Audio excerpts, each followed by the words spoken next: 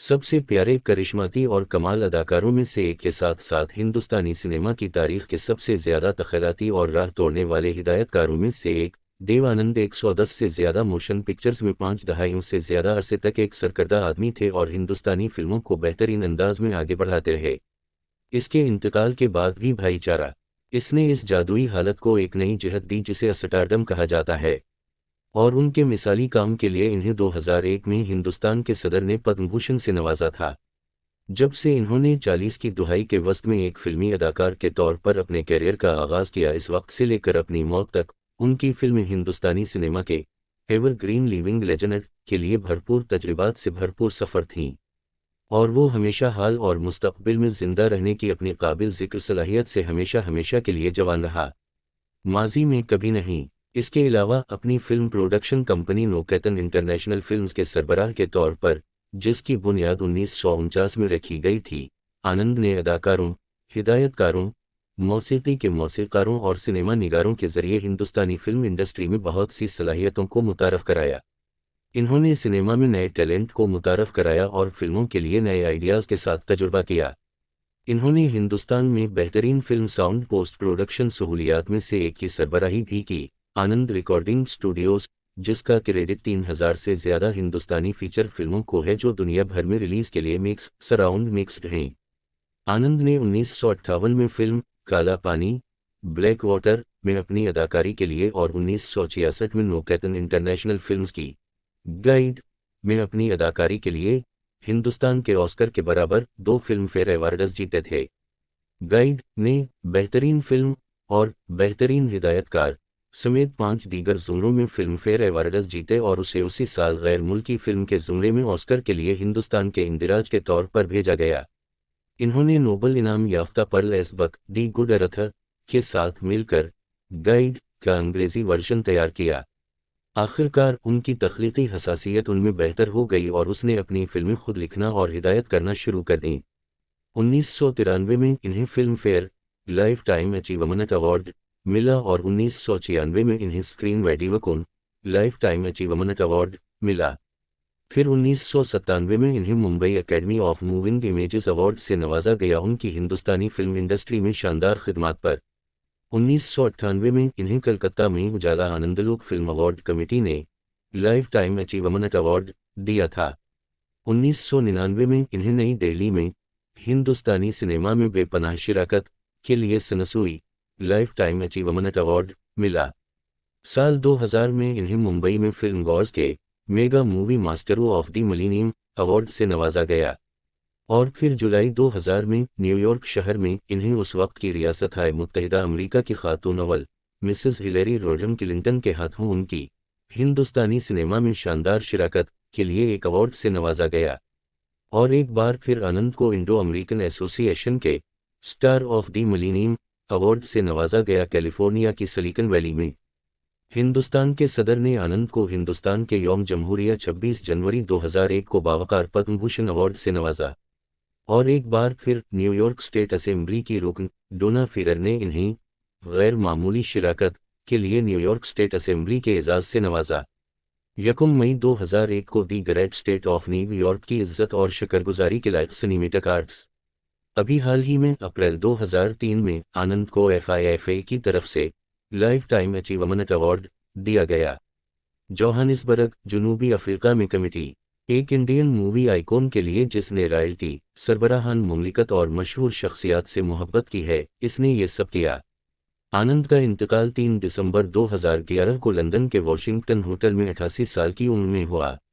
कुछ ऐसे भी हैं जो आनंद को अपने हरीफ दिलीप कुमार की तरह सही वक्त पर अपने जूते न लटकाने पर याद करते हैं, लेकिन हिंदुस्तान और बैरून मुल्क मुकीम उनके लाखों मददाहों के लिए वो एक ऐसे शख्स का मुजस्समा बने रहेंगे जिसने कभी हार मानना नहीं सीखा, और वो उन अहम शख्सियात में से एक हैं जिन्होंने आज़ादी के बाद के इब्तिदाई सालों में और अपने मिसाल के साथ हिंदुस्तानी सिनेमा की तकदीर को तश्कील दिया।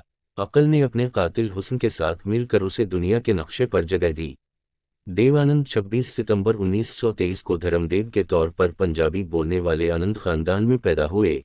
एडवोकेट पशुरीमल के बेटे चेतन और मनमोहन के छोटे भाई और विजय के बड़े थे।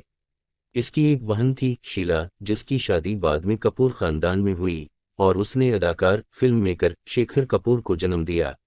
2 बेटियां, नीलो जिनकी शादी अदाकार नवीन नशू से हुई थी, और अरुणा जो मशहूर बलराज साहनी के बेटे अजय परकशत साहनी की बीवी थीं। इसके बाद नीलो और अरुणा दोनों में तलाक हो चुकी है। देव ने government college Lahore British India से ग्रेजुएशन किया। अपना आबाई शहर चर्चगेट बम्बई में मिलिट्री सेंसर ऑफिस में काम करने के लिए छोड़ दिया। इन्हें 1946 की फिल्म हम एक हैं में किरदार की पेशकश हुई थी।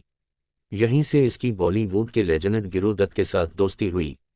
अशोक कुमार ने जदी में देव को कामिनी कौशल के मुकाबिल एक अहम आदमी के तौर पर मुतारफ कराया।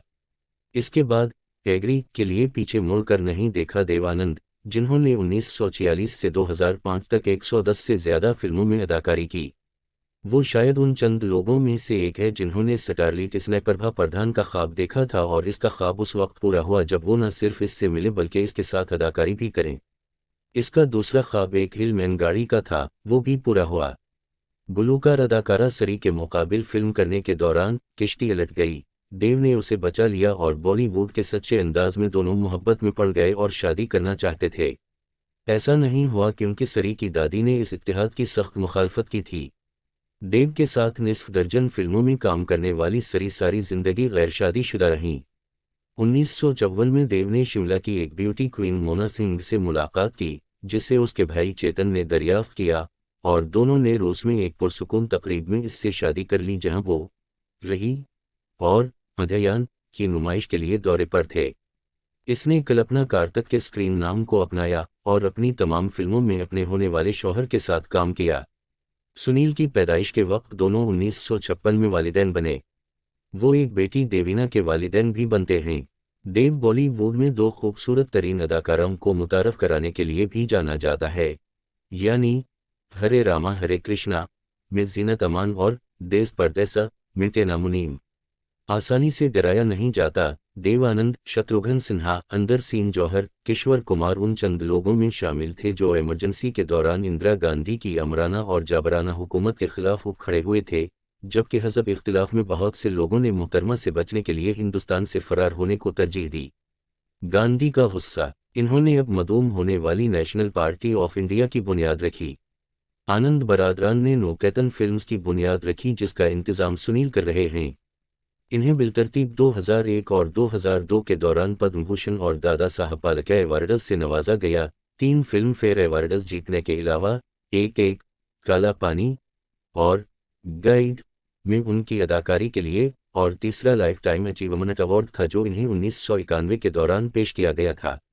1996 के दौरान इन्हें स्क्रीन वेडी वकान लाइफ टाइम अचीवमेंट अवार्ड मिला। उनकी सवानेह उम्री रोमांसिंग वद लाइफ उनकी 2007 की सालगिरह की तकरीब के दौरान रिलीज हुई थी। फरवरी 2011 में उनकी 1961 की कामयाब फिल्म हम दोनों को रंगीन करके दोबारा रिलीज किया गया। सेहत की वजूहात की वजह से देव और सुनील लंदन, बर्तानिया गए थे और वॉशिंगटन होटल में एक कमरा बुक कराया था। उनका बेटा उनके साथ उस वक्त मौजूद था जब इतवार 3 दिसंबर 2011 को GMT के सुबह के 3:30 बजे अचानक दिल का दौरा पड़ने से उनकी नींद में इंतकाल हो गया। पैरामेडिक्स को तलब किया गया लेकिन वो उसे बहाल करने में नाकाम रहे। उनके पसमानदगान में उनकी अहलिया कल्पना है, बेटा सुनील और बेटी देवीना। 10 दिसंबर 2011 को मगरिबी लंदन के पोटनी वेल क्रीमेटोरियम में उनकी तदफीन की गई। उनकी बाक़ियात को हिंदुस्तान ले जाया गया और दरियाए गोदावरी में डबो दिया गया। वो 88 साल के थे। सदर प्रतिभा पाटिल समेत हिंदुस्तान के कोने कोने से ताज़ियती पैगामात आए।